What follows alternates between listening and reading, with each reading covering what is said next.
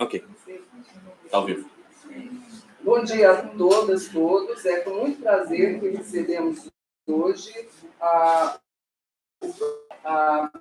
pelo menos 4 anos, a gente tem um termo de cooperação internacional das áreas na nossa Lagoa Rodrigo de Freitas, e o doutor Stermin tem muito interesse não só na ecologia, biodiversidade, vertebrados, mas também na parte de ecologia humana.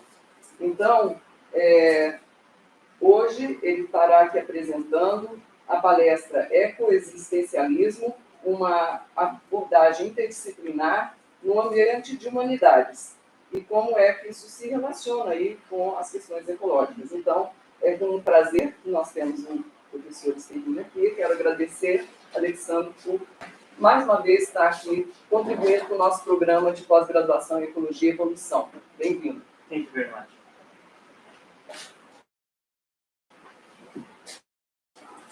Welcome to everybody, and thank you for coming. I know it's a busy week and a busy month after the carnival. So what I will talk about today, it's something really new called Eco-Existentialism, an interdisciplinary approach in environmental humanities. So I will take it step by step to understand everything. What is environmental humanities? Environmental humanities is something that last year I had a talk about it.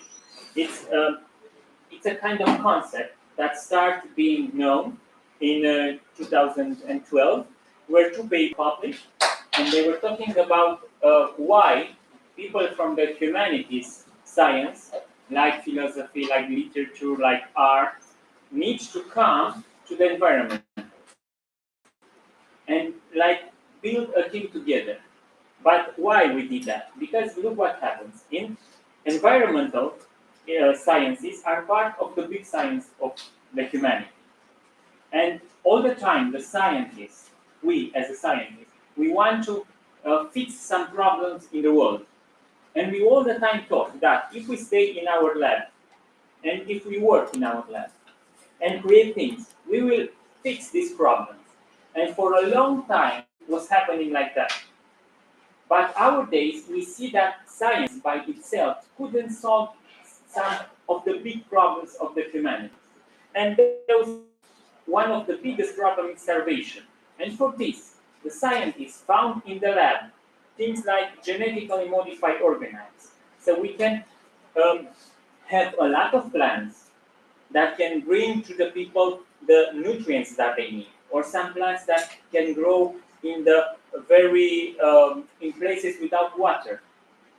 And they were thinking that if they create these plants, they will save the people. Then we have the climate change, and also we have the alternative energy sources that the scientists create for the people. And also another problem is the epidemics, and the scientists make the vaccine.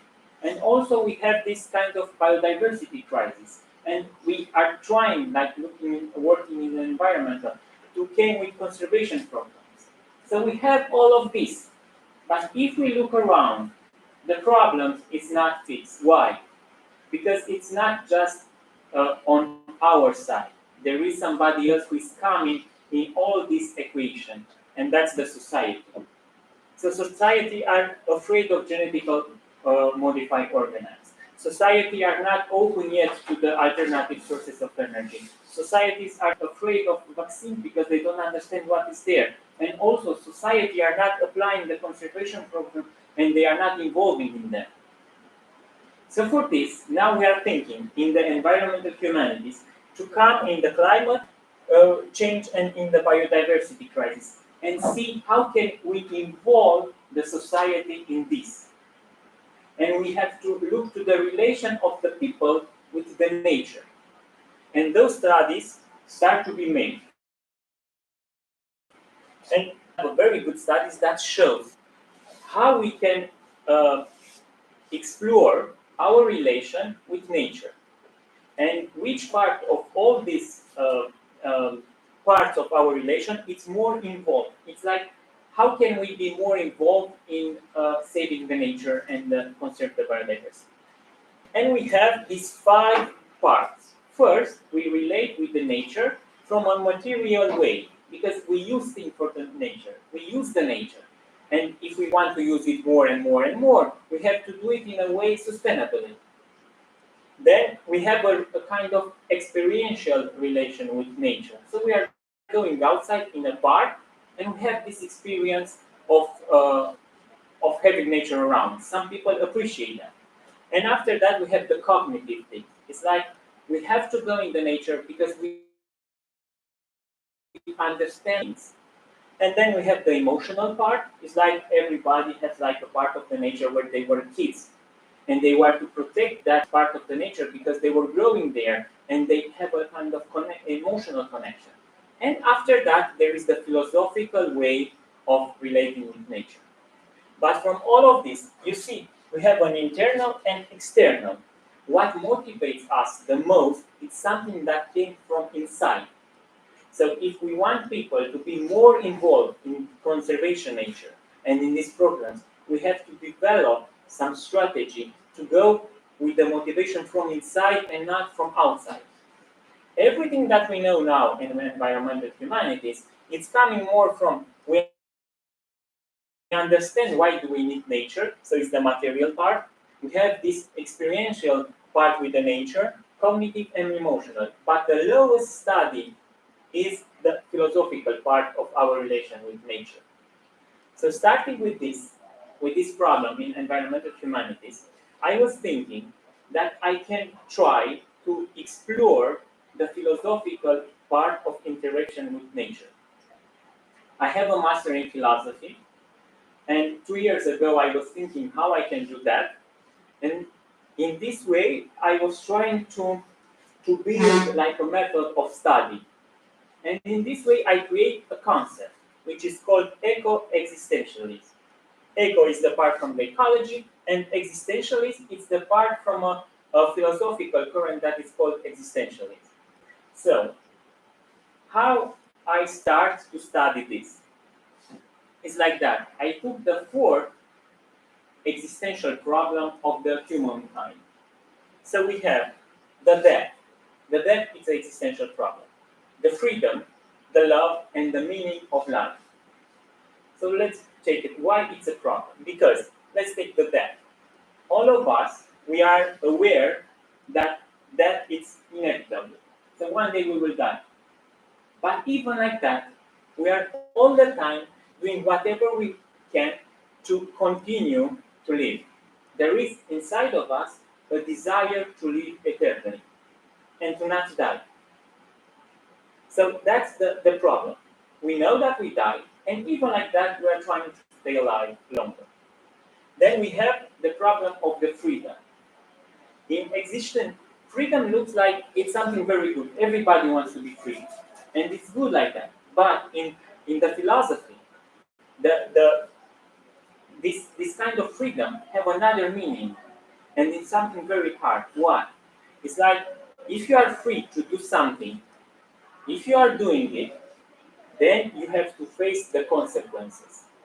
It's like with the freedom, you can create your life. You can make an impact in the world. But that impact can be good or bad. If it's good, you will be happy. If it's bad, you have to and sometimes we are free to do things and we try to choose the best thing, but we will never know the consequences. So that's the part that we want to be free, but in the same time we are afraid to be free because we don't know what to do and what to choose. And after that there is the love. What's love? We know that we as a human beings, we are individuals. So we know that we are always alone. But we are seeking and looking all the time for connection. We want to be all the time part of something bigger than us. We look for this connection with nature, with the universe, with the God, with somebody close to us. And even if we look this connection in love or in nature, in the same time we are individuals, so we are alone. And we will never be totally connected with somebody else. But we are looking for that. And that's the other problem. And then it's the problem of the meaning of life. You know, it's like we know that we live a life in a world, and in 5 billions of years, the sun will melt everything around, and nothing will stay. So there is no meaning. But in the same time, all of us are looking to have a meaning in life. And we are trying to do things and to make objective. And we have ideals that we are going to. So we are looking to that all our life, even we know that in the end there is no meaning. So those are the 4 problems that we, as the humankind, have. And I was thinking, how do we manage them? So we manage them in a kind of cultural way. The culture helps us to manage all these problems and to be like happy in the world where there is no place for happiness if we are looking to this existential problem. But yeah, so I will take an example. There is a kind of cultural phenomenon that came in the world and became really successful in the history of the humanity, and became so successful and is so successful today because fixed all the 4 problems on our side. And that's the Christianity. Christianity is a philosophical and religious current that fixes all the problems like that. Let's take the first problem, like the death. We know that we are all dying, but they say no, you don't die. After you die, there is another life. There is life after death. But what is death? If we are trying to see death as a biological perspective, death is the end of life. So, but culturally, we create this name for the death because we say there is life after death. But if we say there is life after the end of life, it's illogical. So that's why we make this everything in the culture to save ourselves. So they say, no, there is life after death, stay chill. You don't have to do wrong. Then there is the freedom. Everybody knows that they have to do something. But people are afraid to do it. And then they said, if you want to do something, you have to go to a priest. And you have to look in the Bible. And you have everything there. And do that. And if something bad is happening, it's not your fault. That was the wish of God. So in this way, we have no responsibility. Look in the monastery. People who go to the monastery, they deny all the freedom to them, to the people from the monastery. So they fix the freedom. Then with love. A problem with love is that we all the time want to be connected. So we connect with the God. We are all the time connected with God. And when we die, we will be part of the God. And in the same time, another problem with love is that when we love somebody and that people is dying, we are suffering like hell. Because we love. So that's another problem of the love in the existentialism. But what the church said, if you love somebody and he's dying, no worry, pay attention and be calm because you will meet him in the heaven. So they fix this problem too. And then the meaning of life, there is the meaning of life, to be like Jesus. And we are here on this world to take care and then go in the heaven and be with God. So that's why when the Christianity came, they have such a successful. Because all the other religions and all the other beliefs and all the other philosophical currents, they try to fix some of these problems, but not all of them once. That was an example. And I want to talk to you about this example because it's like we are dealing with all these problems now in our modern world in the culture, religion, philosophy. But I think even when we were living in the tribes, like 30,000 years ago in Africa, we were humans too, and we had these existential problems because that means to be human, to have this existential problem. Of course that they cannot put them like that, like we are talking today, but they have them inside. And I'm sure that they were trying to deal with them in a way. And the only things that they have around was the nature. So people were dealing with all this existential problem in the relation with nature. So in this way, I will start with the part of the eco-existentialism, with the part of ecology. What I'm trying to do is like that. I applied for a PhD position in the philosophy, and now I'm a PhD student here in philosophy, and I'm trying to make my thesis on this eco-existentialism. So I'm trying to go in the tribes in Brazil and in some communities, very traditional communities that live in the mountains in Romania. So I started now with two communities. One is Umucina, it's a small reserve here in Mato Grosso. This community is more close to a city, Barra de Pobre, so they have more contact with the people from outside, but they really have this, they keep their culture and their stories. And then I went 2 weeks ago in Xingu, that's the first national park of Brazil, where the people from these aldeias are living there, and they are trying to conserve their nature. Just to take a look on the map, you see, that's the reserve. Where we have a traditional reserve, an indigenous reserve, we have nature. So here it's poor forest, if you look around. I get there, that's in Umucina. I get there by car, we cross a river, it was this river, Paraguay River, and then I went to this small community, which is in Umucina, we have a central aldea, but also we have some small community of people living near to the river. That's the community where I was living. Here, each family have a small house. Usually, if you are going in a place with Hindus, with Indians, if they have big houses, that means that they were all the time like stable people. They were not nomads. If you have small houses, that means that somehow in their history they were nomads. So that was a community of the nomad people. And one day, I was going with the cacique in the forest.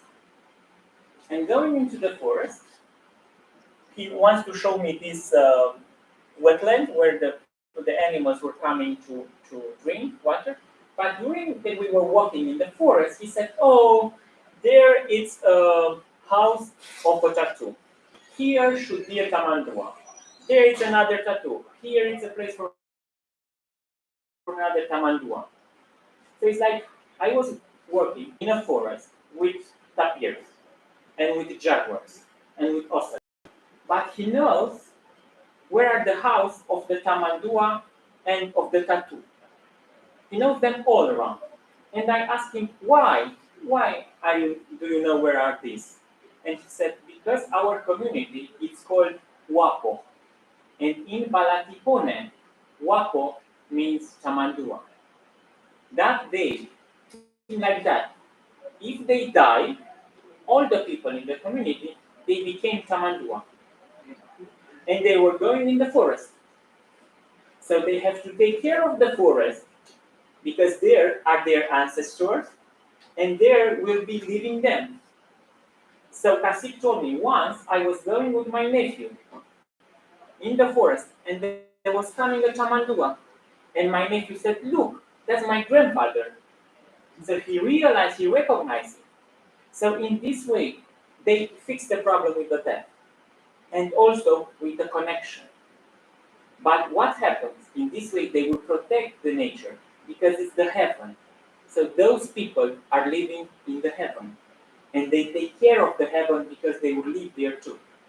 What happens? In this Inumuchina, we have different aldea. And each aldea have like an animal that they protect. Because their ancestors are becoming, when they die, they become that animal. Let's say somebody from a different tribe need to kill a tamandua for a ritual. If they want to do that, they are coming to the cacique. and tell, we need to kill a Chamandua for a ritual. And then Cacique said, okay, if you want to do that, you have to go in that part of the forest because there are many of them. But if Cacique wants to kill a peccary for a festival, he has to go to the people that take care of the peccary and ask them where to go. So in this way, they are managing the nature. They don't need like to have rangers because they are the rangers of their own land and of their own people. INEA, no, not INEA, it's that part of the government that take care of the indigenous. FUNAI. FUNAI help them with the technology, and they all have some internet with, I don't know, and they have phones, and that was the profile picture of the cacique. Also, they have a taxonomy of the species because they don't protect only the tamandua, they protect all the other species related. Because he said, if there is a cacique of the tribe and he died, he will become a big chamandua. If there is somebody who died, he can become a tattoo. So they protect all the species because they are somehow all related. The ones that are protecting the jaguar, they are protecting all the cats. And one day there was a celebration there, and people start painting themselves. And you can see here that those people are from the tribe with the Tamandua, but those girls, it's coming from or from a tribe with Impada, with the fish. So they all are related in this way. Those are some photos when they are preparing for the celebration. That's a guy coming from the tribe of the ocelot, of the jaguar. And that's the cacique of the tribe where I was being. So that's part of the story. And then every morning I was waking up and I was going to see animals in trails. And one time I found a jaguar footprint. And it looks really, really fresh. And then I thought that the jaguar was crossing this path to go into the forest. So I stayed down with the camera and I was waiting the jaguar to come on the other side. And for one moment I heard the jaguar screaming, like it was 15 meters far away. And I was running back in the tribe, and Cacique saw me, and he asked me why I'm so white like a palmito. And I told him that I heard the jaguar and said, yeah, there is a jaguar there, you have to take care and you're not going alone anymore on that area. But he said, that jaguar was making noise because the spirit of the forest wants to tell you something. Because that happens after 10 days since I was in the tribe. And in all these 10 days, I was asking Cacique, directly or not, how they see that the world was created. So he was trying to not really telling me. But he said, because the jaguar was screaming, that's the forest spirit who wants to tell you the story. So he made like a shisha. It's like a drink made with corn. And we've been in the traditional house where it's their holy space. And he started telling me how they see that the world was created. And he said like that there were the first people living in the world, and they were fishing in the water. And they were fishing using some lianas that kill the fish. So they were putting that liana there, and they kill the fish. And after some days, they realized that there is no more fish. And they start to pray to the god, and their god is Haipuku. And then the Haipuku sent rain, and then the fish were coming again. And the first lesson that people from all the tribes know is that water means life. And the water, it's important to protect it. And then they were continuously doing that, and they were eating a lot of fish, and there will be more and more people. And suddenly, there was raining, but there were no more fish. And then the rivers were starting to dry. And they didn't know what to do.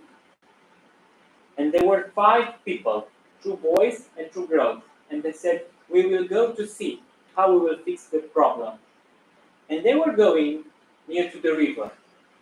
And during when they go to the river to fix the problem because there is no water, there is no fish, there is nothing, they were taking leaves from different plants and trees and throw them in the water to see what happens.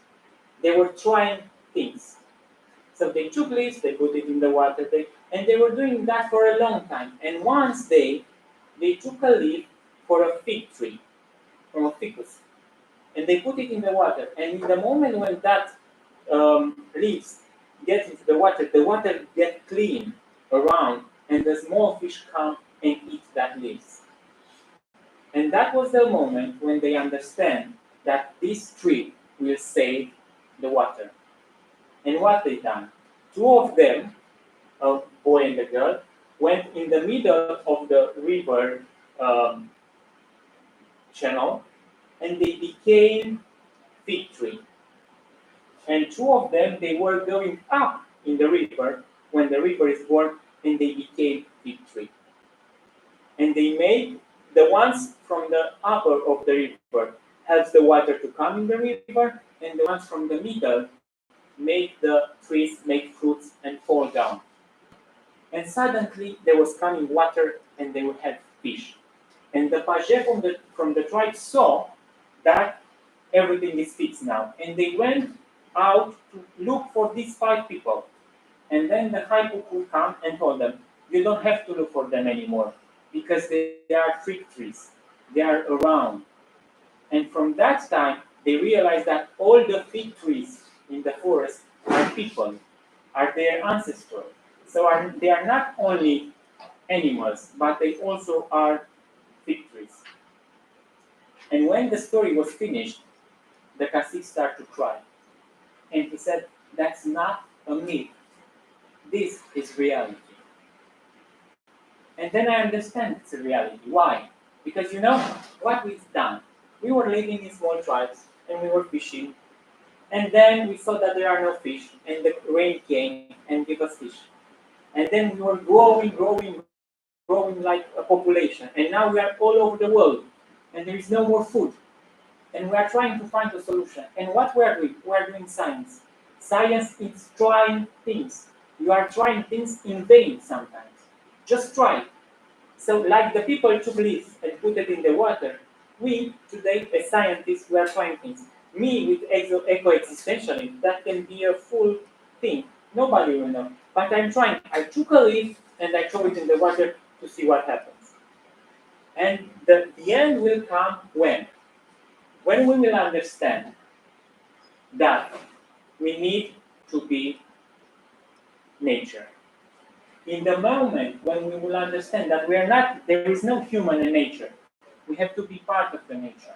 We have to understand that we can become nature. And when we become nature, this problem will be fixed. You have here a painting of a Romanian painter, Ion Andreescu, 1872. And if you look to this painting, you will see something very strange, that the frame has, and the inside of it has not the good proportion. It's something strange. And what is strange? And you see here a shape. That means that it's a tree who is looking to the other trees around. So in the moment when we look to this painting, we became a tree. So that's what I understood for the story of what Cacique told me. So everything is about the relation and the identification with the nature.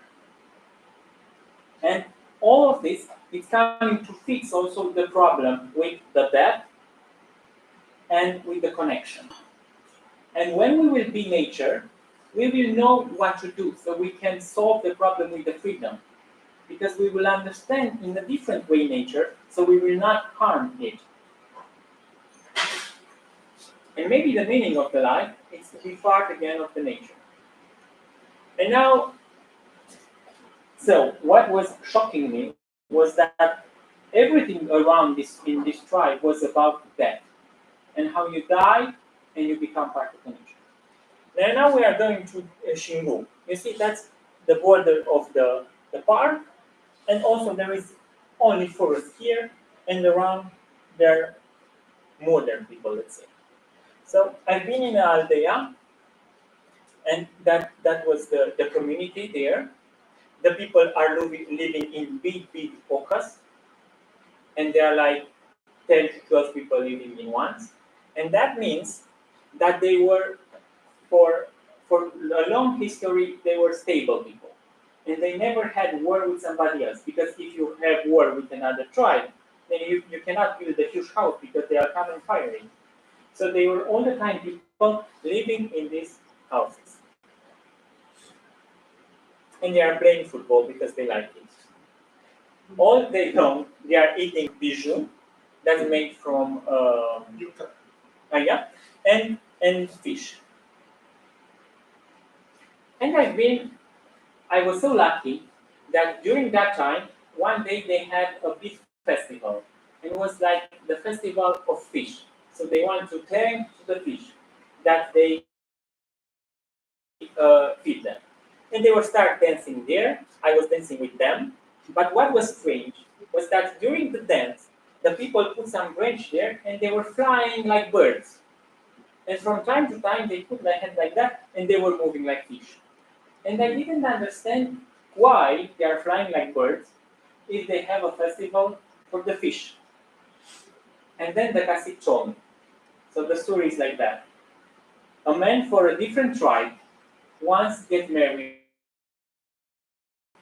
And one day he thought, if I will go and I will fish the biggest and the beautiful fish, then the woman will be happy and she will want me. So he took the canoe and he went on the river and he was thinking to this problem. But the fish understand his thought. And then they asked him to go to their village. And he went to the village of the fish. And they had a big celebration there. And they give him the biggest fish. And he came back home with the fish and with the song and give him to the wife. And his wife was not happy. And he took the fish and he was going in the forest crying. And then he found a people from this tribe, from Kalapalo. And when this guy saw the fish that have this the other one said, "Oh, come in my tribe. We have a festival there. And you will be happy with us." And this guy came with the fish in the Kalapalo tribe. And when the cacique of the tribe saw the fish, he took the fish and the man tell the people the song of the fish. But they were celebrating the papagay, the bird. So on that moment, they took the music from the fish, from these people bring from the fish village, and start playing the music, but they were dancing like a papagay. And the cacique gives to this guy his daughter, and they live happily after. So what happens? The guy went in the river of the fish, and then I asked cacique, of course. So he went there, but how he was talking with the fish? Because I mean, he said, no, he said, it's not like that. When you go there, humans are fish and fish are humans. They can talk on each other. And he will tell you a story. And it's the story about this hyacinth, water hyacinth. And he said that once a man was going and he fell in love with this plant and told to the plant, "Oh, you are so beautiful. I love you."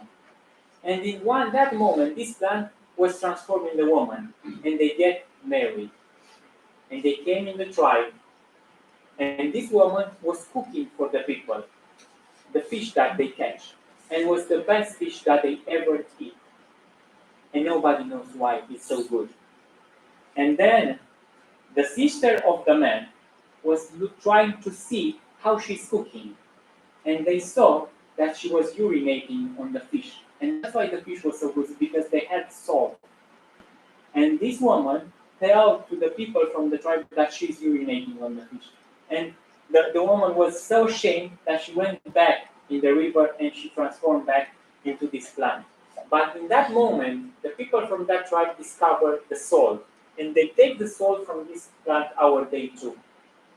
And what this was about the marriage. In Xingu, it's not about that.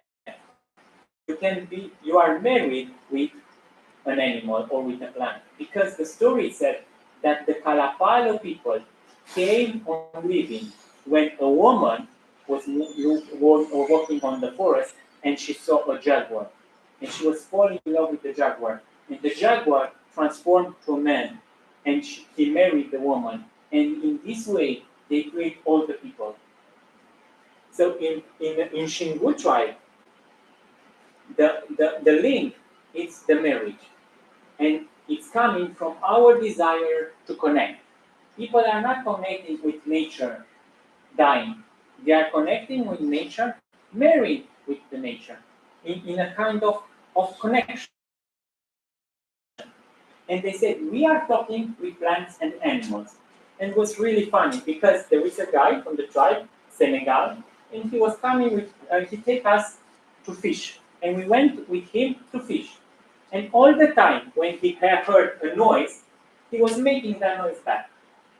Once he heard some capuchin monkeys, and he started doing like a capuchin monkeys using his palm, and the capuchins were coming.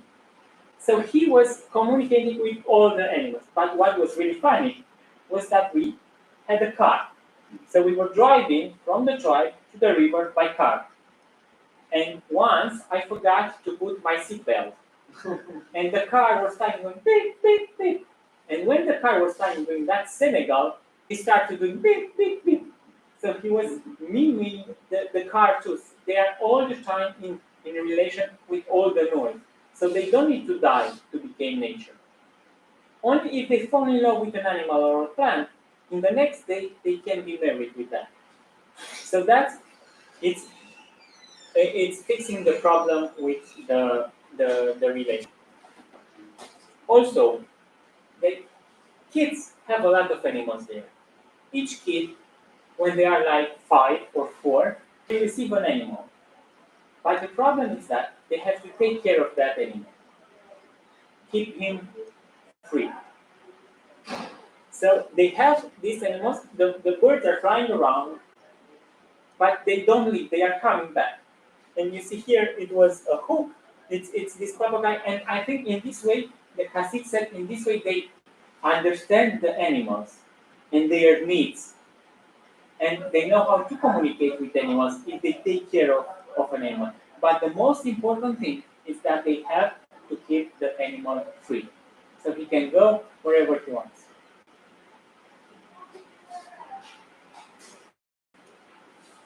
He is Senegal. There is something else. One day, he showed me something. He said, look, said they have 2 gods, the moon and the sun, 2 brothers. And one day, the sun married a girl from the earth. And they were coming on the earth. And they saw that there is no water here. And then the sun took and started smoking. And let the wind take the smoke.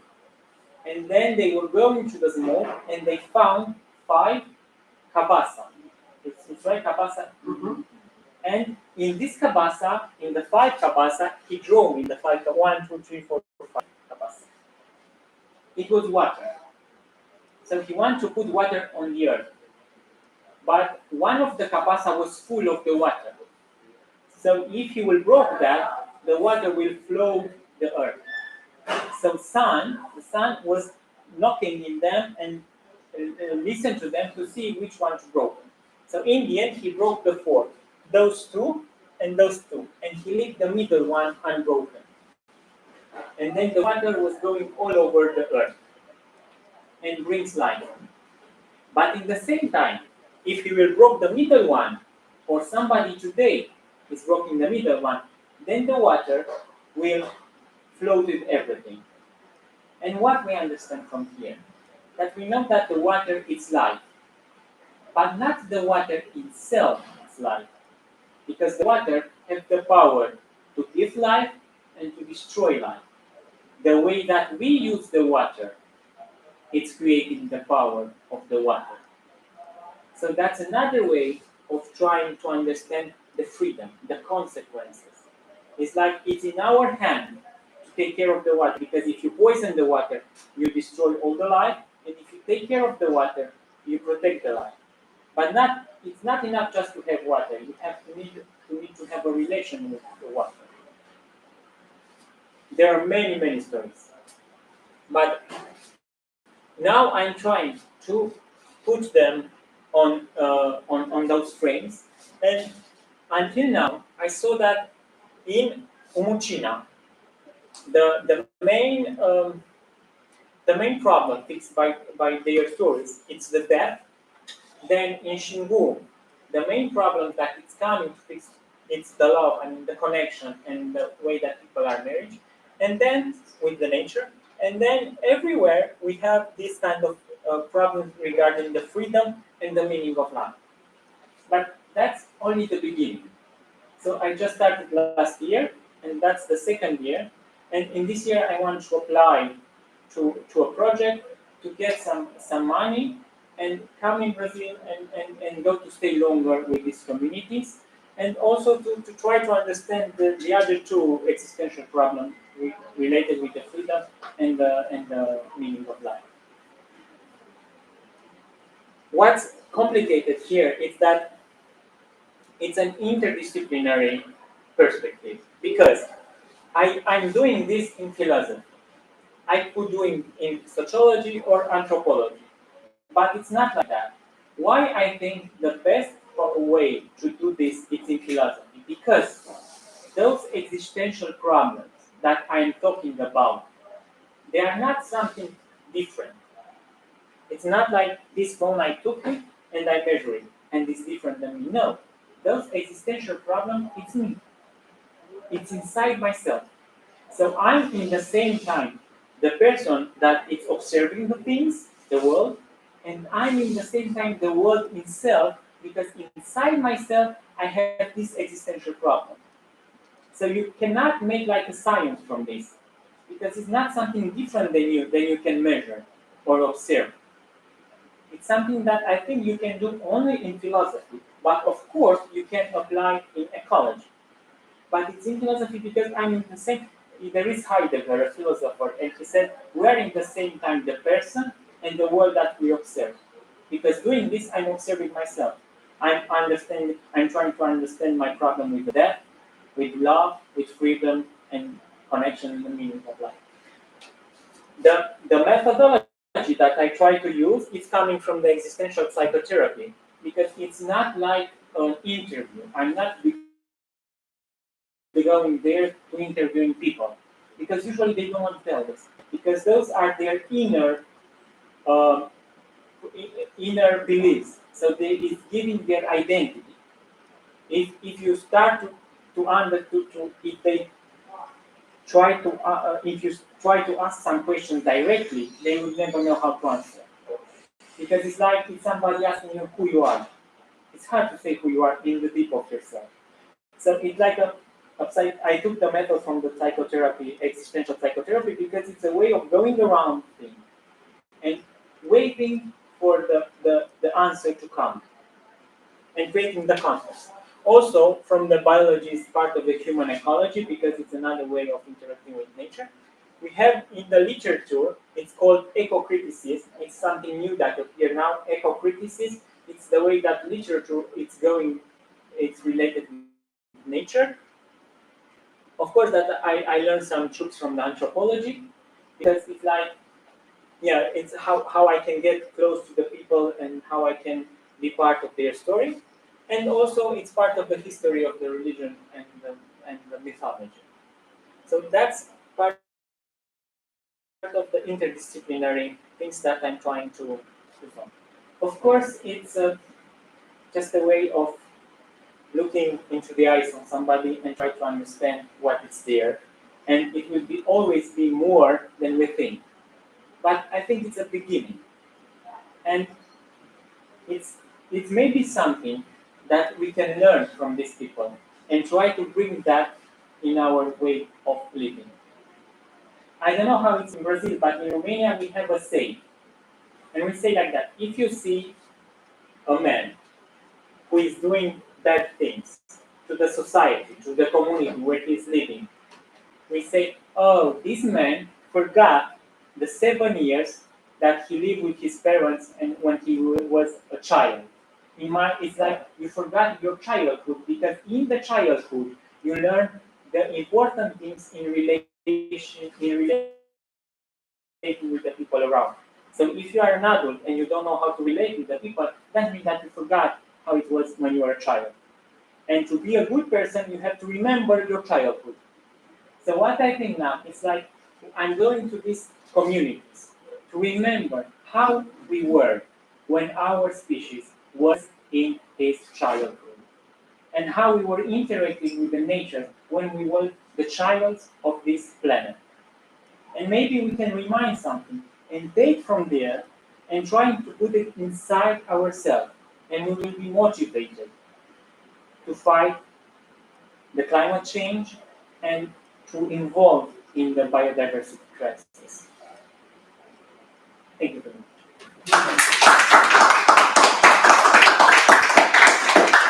Thank you so much, Sam. It's very interesting and it's a challenge. It's a big challenge.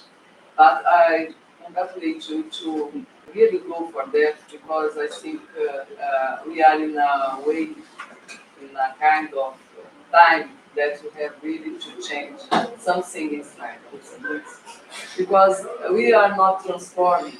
We can transform by pain, or you can transform inside by emotion.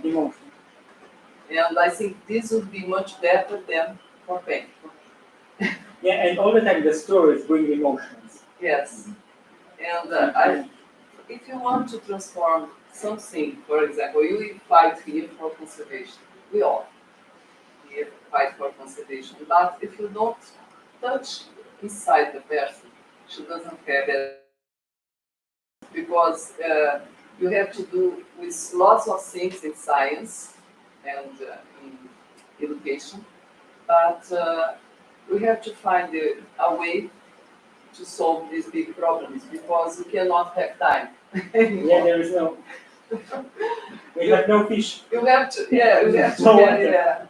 we have to carry on doing our work, but doing things like that to try to touch people somewhere, somehow.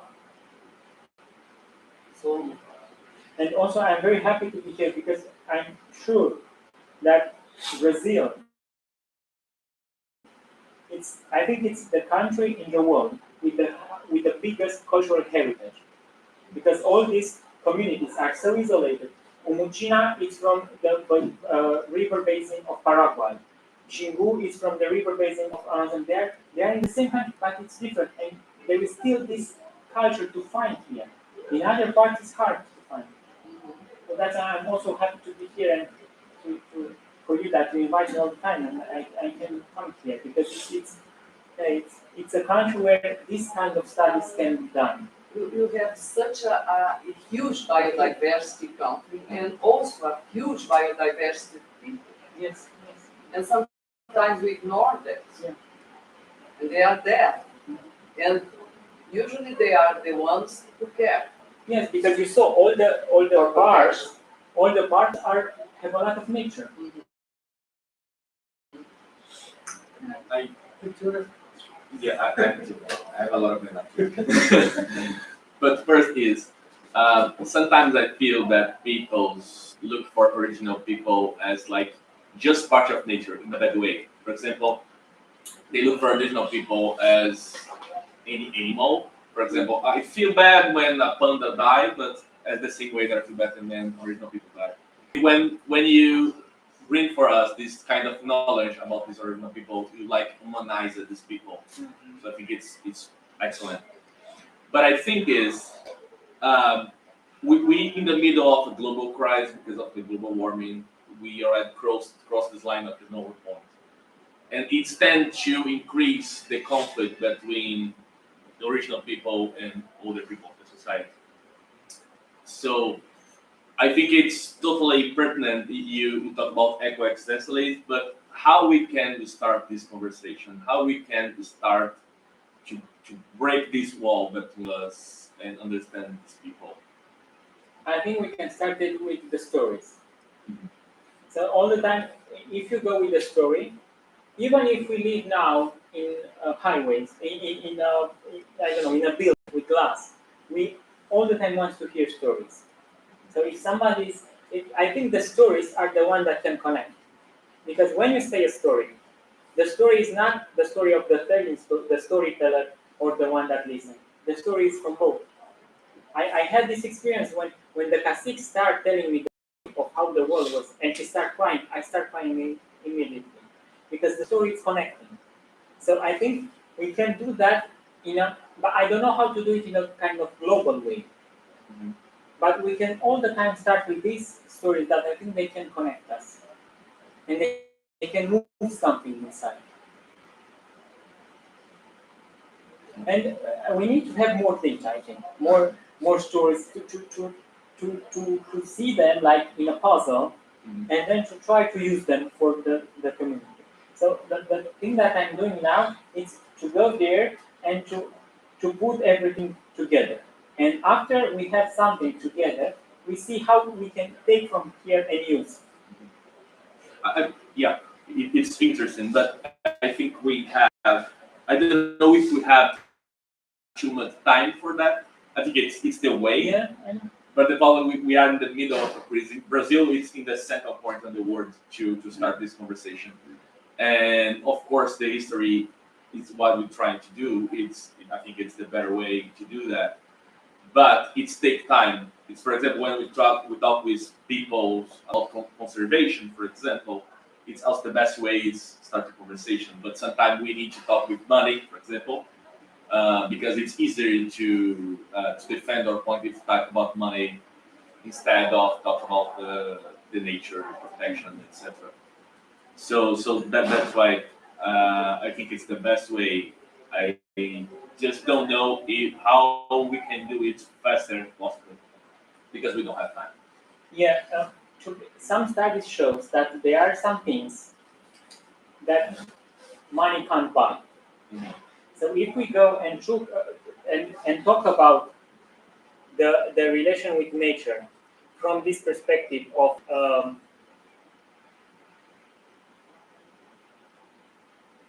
yeah, one moment, of material, existential, and cognitive, money can buy this.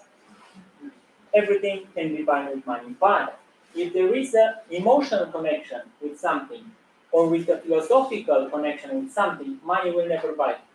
There are people who they can go and hug a tree, and even if you pay them with $1 billion, they will never give up. So that's something also coming from these studies. With the philosophy and emotionally, it's more than money. So if you can touch that, people will do it without money, and people will involve doesn't and nobody can buy them. Of course, some of them they will be I involved. think because there's one connection missing. I think because you said the Christianity resolved all the four things, but now the Christianity is being substituted by the capitalism and the material way of solving everything. Like I said before, oh, there are diseases, we make vaccines, we produce that. We always we are constructing things so it can be consumed and bought And can to be resolve everything. You can resolve everything. You make vegetables modified, everything. And we are saying, we see that it doesn't solve because you don't touch the emotional and philosophical that is the base of everything. So it's like if I have a land and I'm looking to that land, I'm asking myself how much money I can make from this land. Yeah, And I sell the land and I get the money. yes. But if a people from a traditional community is looking for land, he's never thinking to sell the land because it's like the land is part of his identity, and he will never think to sell the land. The logic of consumption resolves that because you give to your offspring your money, so I will live through my offspring, they are will be wealthy too, okay? And the connection with love, because other people who have the same status as you, so you connect to wow, they have a Mercedes Benz too, We are all Yeah, better right, people. on the same group. Yeah, and the same thing is happening, and now we are living in a society like that. That's why we think this kind of thing, in general, people don't connect, because we are trying to solve everything by and we have to give this step back, right? Like you said, I love that phrase you said, that we should connect again with the child of the humanities, right? And we don't have time, so we can't save everyone. We won't save everyone. The population of human being will fall. But who will be left must be with another mindset. Let's see.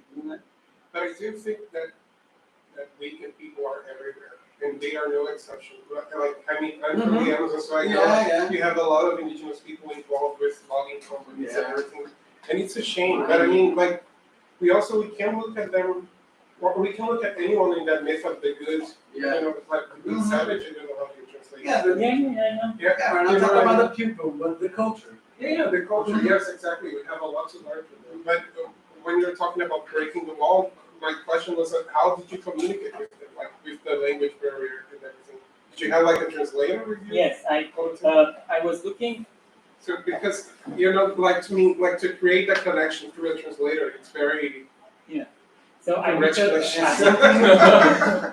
because it's hard to speak Portuguese, you know, because I've been in indigenous communities through times. I've been to 3 or 4 of them. But I've never worked in that perspective. But you know, just like being there and getting shelter and sleeping with them and eating and everything. Something's lost in the communication. But when you're doing that through a translator, congratulations, that's amazing. But I wanted to ask about that experience. So I found a guy from, he was studying in University of Cuiabá. He was studying the way that the tribes use the medicinal plants. And also, he got the permits from the state to can go in these tribes. So he already know these tribes? No, he'd never been to these tribes when I was, but he had the permit to go in the tribes. Yeah. Okay. And in this way, I was looking for the tribes and asking him if he can help me. It was very expensive. I'm going in Romania, I'm writing books, I'm selling them, and So this guy, Doug, he was helping me with this. But in the same time, there is a way that it's like I'm all the time trying to mirroring the people. So let's say I was with Senegal on the boat. He had some murici fruits that falls on the boat. He took that murici fruit and washed them in the water and eat them. Then I had some murici fruits here. I let them fall. I took the fruits. I washed them in the water and I ate them. And he saw that. Then we stopped to have a bath in the water. He took the sand and he washed his hands with the sand. I took the sand and I washed my hands with the sand. So mirroring them, they really get in close. They don't know that I'm doing that by purpose, but they feel like it's something good. In the first tribe in Umuchina, when I get there, and the cacique saw me, he said, "Oh, everybody was asking how the people from Romania are looking. They are tall, they are small, they are black, they are white, they are tall." And I said, "We are like a European." And he said, "You're from Europe?" And I said, "Yes." He said, "Oh my God, Europeans are bad people. If we know it from before that you are from Europe, we will never accept you to come here." And then Indian, after last year, after I left the tribe, the cacique went to Doug, and he told him that this guy is hope. Everything everywhere he's going, he's bringing hope. He said, "You have to bring him back next year." And that's why this year we've been back there for 5 days. So it's more the how you make the connection with people. Mas ele está querendo falar, mas assim, só para pegar esse gancho antes disso, a questão não é a comunicação só verbal, a questão é a comunicação da empatia. Se você não cria empatia, você às vezes pode não falar a mesma língua, mas você com a empatia consegue se comunicar. É isso que faz a diferença. É o emocional, novamente. I was sorry. I was doing like that with kids. So with kids, we're just looking one each other in the eyes, Mm-hmm. and they know that they have to run because I will run to catch them, or they are coming to catch me. So we are just communicating. I was working a lot with ethology in the beginning, part of my thesis and my bachelor thesis. So it's really something deeper than the language. And who did this in ethology knows. It's that you look in the eyes and you understand something that is beyond of the words. It's that's we have together. So I think this helps me also with people. It's the social brain hypothesis. If you work on behavior, you can have another eye.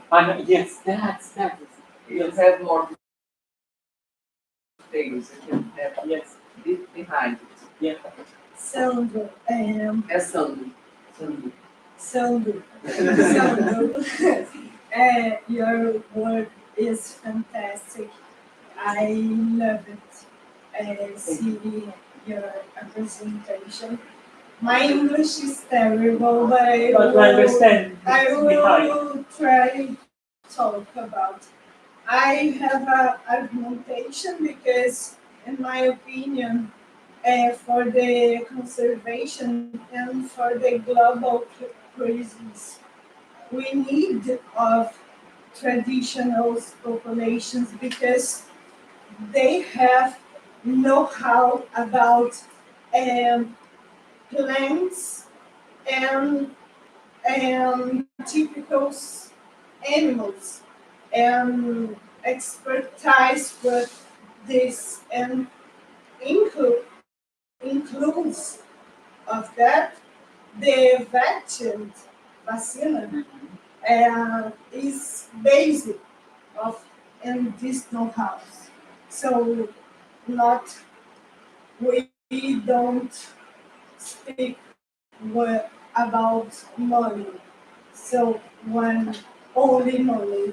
So in my vision. But my question is, do you know the book that is the plant communication? In this book, and the author write that ancient trees when have a deforestation in a forest. The other trees that died. died. So, in your opinion, in Essentially. yes, why, how are the importance of the ancient that and this type of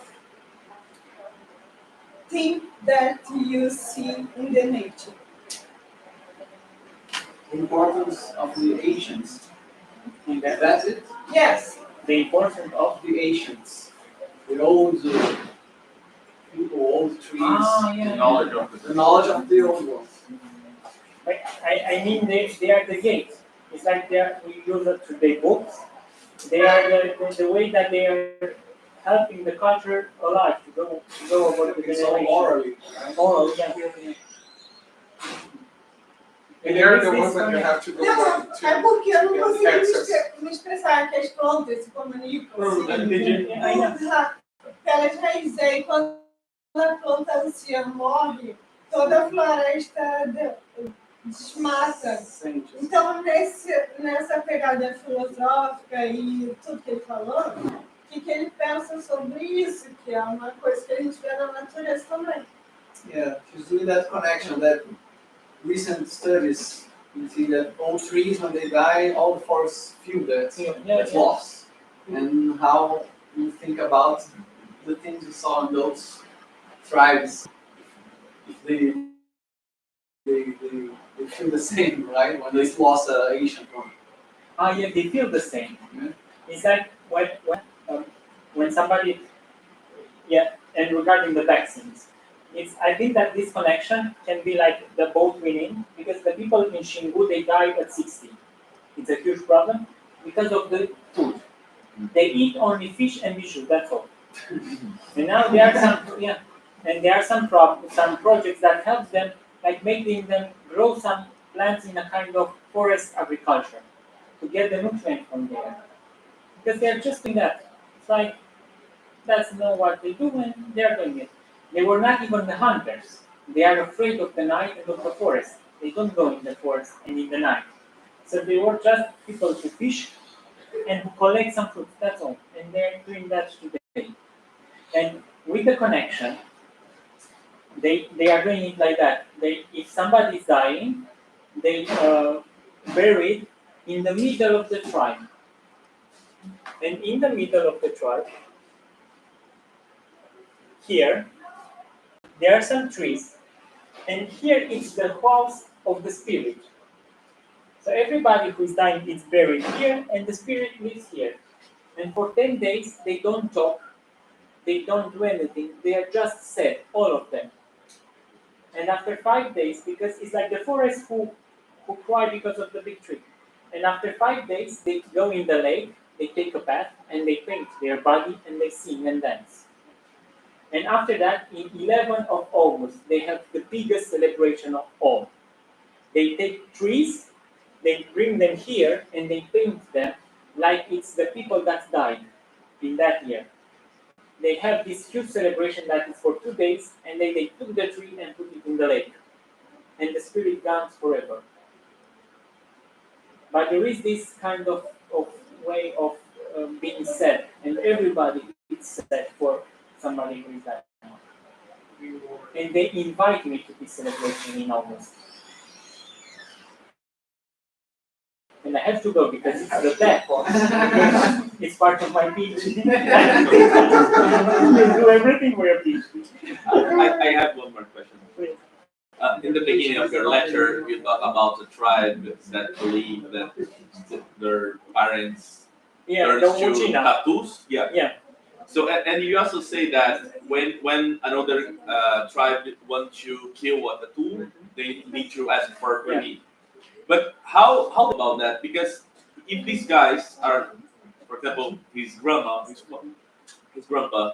it's like someone asked you to kill again your grandma. Yes, but they became another tattoo. Okay. So it's just the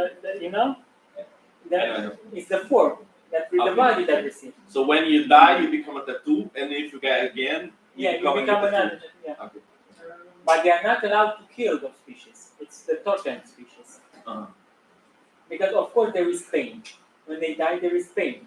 But they don't create the pain. Somebody else creates the pain. Okay.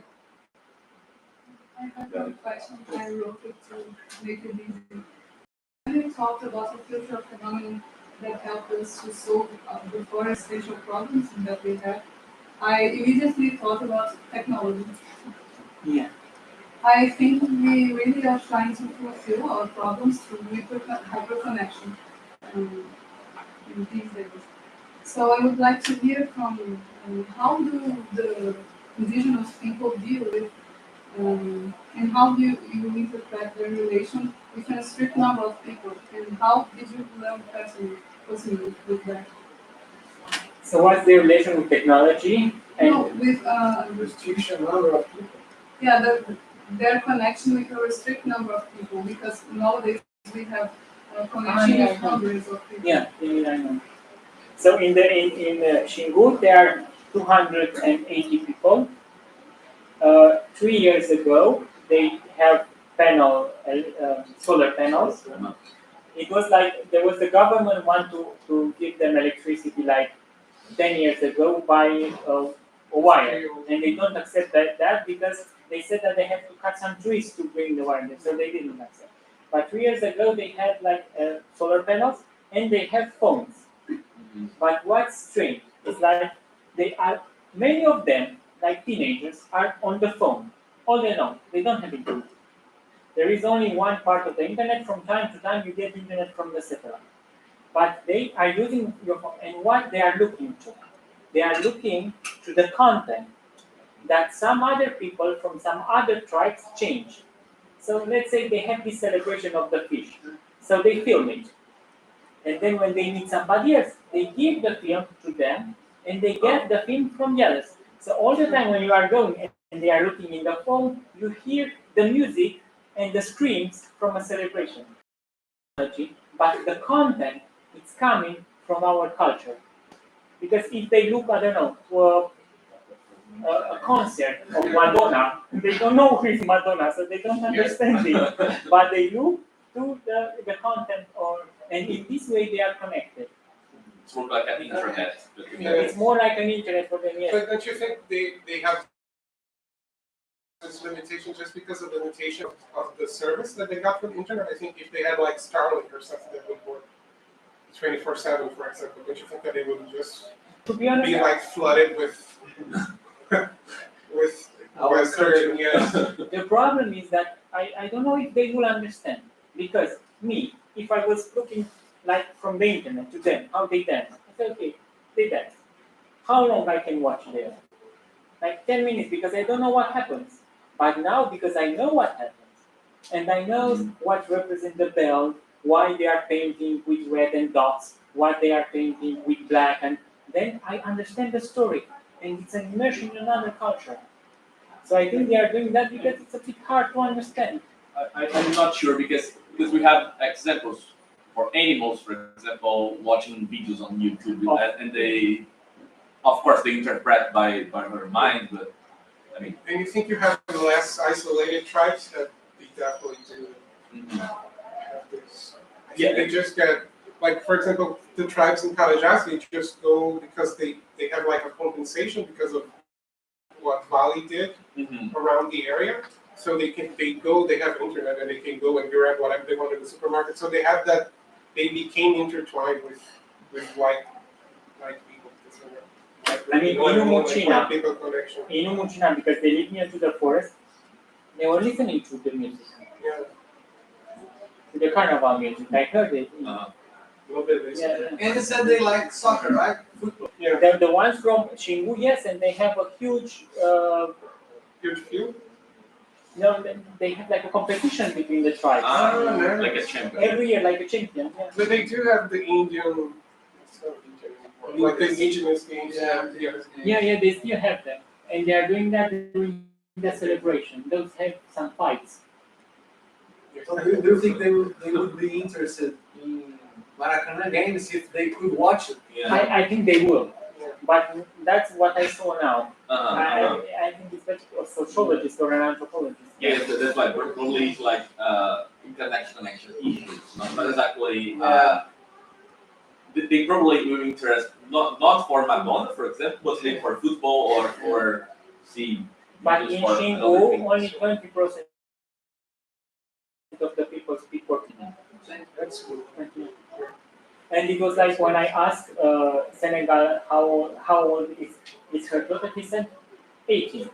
And after 10 minutes, he had 20. And I said, how old is she? He said, I don't know.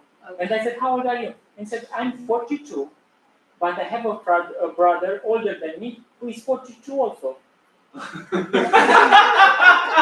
said, I don't know, because he said, we are not with years here. We don't know. We are with generations. So he's from the same generation with some other colleagues. Yes. And also of the time. We have to go together there. Because it's like after 5 days, I got that feeling of staying in hammock forever. So it's like you get that way, that is if your mind is melting and you don't think anything, just stay there in the hammock. And you know that the river will give you fish and the forest will give you fruit, and you don't have any kind of stress. I realized after 5 days, something like that. yes, that's why I was thinking. When I saw your schedule, I said we have to go together to Shingai. Yeah. Let's plan that. This was hard No for internet. me. No internet, nothing. That's a great thing. That's why I have a hand selection. I need to buy one Yeah. for that. So thank you so much, You're because we could speak here for more 2 hours. But I think we can Certainly. do it, continue in the lunchtime now, because we have Andresa here for 2. Right? So if you want, someone of you want to come with me at something for lunch, you want to come.